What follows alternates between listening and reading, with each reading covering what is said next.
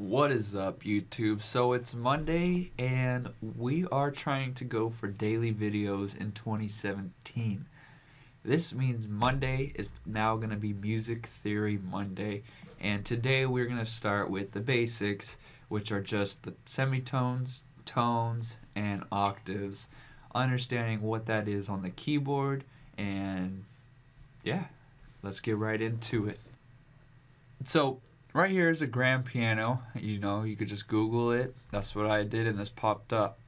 Now, what I wanted to show you is it starts on A. So it goes A sharp, B, C, C sharp, D, D sharp, E, F sharp, G, G sharp, A, and then A sharp, B. So, think of it this way. It goes in the alphabet. A, B, C, D, E, F, G. A, B, C, D, E, F, G, A, B, C, D, E, F, G. So, that, I'm assuming, is why it starts on A and goes through, because the alphabet, that's how it does it. It goes A through whatever. But the octaves start on C and then go to C, which I'll show you in Ableton in a second. But anyways, a semitone is the smallest thing, and it's also known as a half step. And what that is let's go from the A to the A sharp. That is a half step. That is a semitone. And if you were to go A to B, so skipping over that key, that is now two semitones or two half steps, which now equal a whole step or is called a tone. So semitone, half step, tone, whole step. So if you think of it, just count 1, 2. That's a whole step. 1 half step. Like I was saying, though, an octave goes from C to C. So you would go C, C sharp, D, D sharp, E, F, F sharp, G, G sharp, A sharp, B. So there's your octave, and then it resets. So now let's say this is C1. This is now C2. This is C3, C4, C5, C6, C7. And, those are the basics of the piano that's going to get you moving around. So let's go inside Ableton, and for the most part you guys will be working like this. I doubt you guys are following me if you're just solely playing the piano, because hey, maybe you are now that I'm doing these music theories, but for the most part you guys are all producers and you are producing within a digital audio workstation. So I figured it would be cool to kind of set up the music, the piano and stuff inside here so you guys could see. So I brought up the piano roll, and you could see I marked off an octave, and then the next C, the C4 comes in when it resets. So I could play it for you. I do not have my headphones on, so there might be like a little delay from the system audio and the speaker recording. But yeah, those are the keys, and that's going to be your octave. And now you could, start messing around and, writing out your melody or chords or whatever. But now you know your semitones, your tones, and your octaves. Get familiar with those. So when you're like saying, okay, I'm playing a D, what comes next? Maybe I should do 2 whole steps up to that key, or should I do like a half step down? And start using terms like that so you could start walking around the keyboard and knowing the steps or whole steps to go from this key maybe to that key. So maybe you're doing chord progressions and you step up to 5 steps, semitones or whatever, then you go back down and stuff like that. So get those in your head. Start saying I'm going to go play in the octave, and then I'm going to, for the progression, I'm going to go up an octave or down an octave.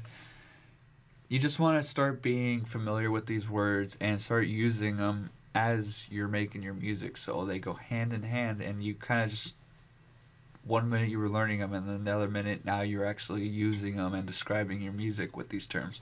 And that's kind of how I try to learn things. I don't try to sit there, semitone. What is a semitone? Is it the smallest step?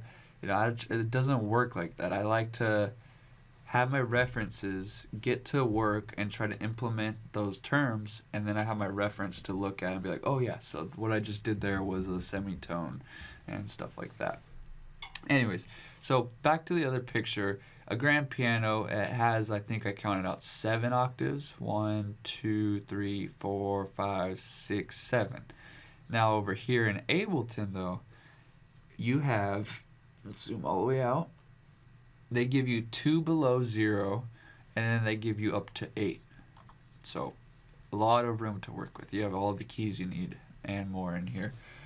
And what this is just a contact library. It's the grand piano. And then what I like about this though is you could set it inside rooms, and that way you could get that actual reverb of it playing in the room, rather than you kind of just making your reverb to, you know, brighten up and give space to the grand piano.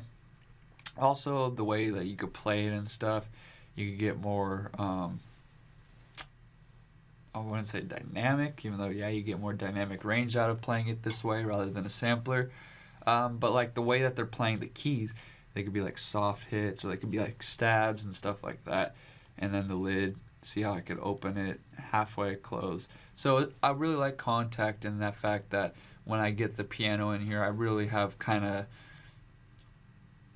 I wouldn't say more of like a real world experience, but a real world experience where like the piano's in front of me, I could lower the hood, I could change the room. Like you wouldn't really be able to do that in real life. Like who's gonna pack up their piano, transfer it to another room and record it, you know? So that's really not much freedom in the real world. So that's why I like this, you know, and your pedals and just all this stuff. That is why I like Contact. But again, this is a music theory Monday video, and next week we're gonna go into the major and minor scales and show you how to figure those out, and how you can jump from any key and count out the scales, major or minor, and the differences between major and minor. There's just a slight little difference, and how to set them up. So that's going to be next week's video. I hope you learned the basics from this video. I'm sure a lot of you guys already know the basics, but again, I have to start from the beginning. I can't dive into what I need to learn and what you guys should learn and then have all the beginning missing. So if you already know music theory, the next couple weeks are going to be a review for you. Maybe just watch them again and see if I point out anything you haven't learned, or maybe I haven't said something that you know about. Put that in the comments. And again, I'm not perfect, you're not perfect, so I'm going to give you everything I know. I would like for you guys to give me everything you know in the comments, and let's just make this a great community for all music producers, any style, any genre, any skill level, to come hang out, mingle with like artists, and grow to those next steps. As always, thanks for watching, and peace.